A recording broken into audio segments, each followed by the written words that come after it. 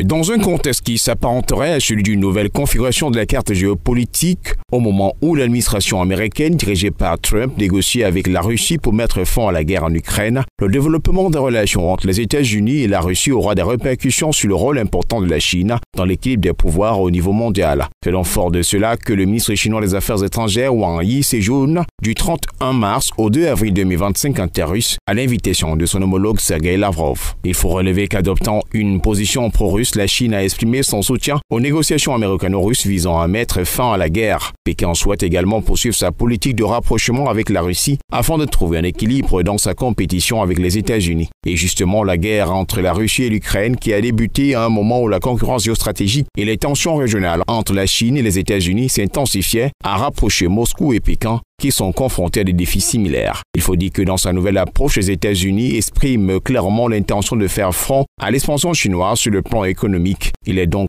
de bon ton que face à cette nouvelle approche, la Chine puisse elle aussi gagner du terrain en se rapprochant de son partenaire stratégique russe avec qui ils font partie du groupe des BRICS. Pékin et Moscou visent donc renforcer la solidarité et la coopération entre les pays du Sud global en améliorant l'efficacité des mécanismes multilatéraux. Les dirigeants des deux pays vont effectuer des visites réciproques cette année pour marquer le 80e anniversaire de la fin de la Seconde Guerre mondiale. Xi Jinping devrait assister aux célébrations du jour de la victoire en Russie le 9 mai et Vladimir Poutine devrait participer à des cérémonies en Chine en septembre. Notons qu'après la visite de Wang Yi en Moscou, le secrétaire du Conseil de sécurité russe et ancien ministre de la Défense Sergei Shoigu s'est rendu à Pékin en février avec en prime une réunion de dialogue stratégique entre les deux pays dans la capitale chinoise. Au cours de sa visite en terre russe, le chef de la diplomatie chinoise devrait également être reçu par le président Vladimir Poutine.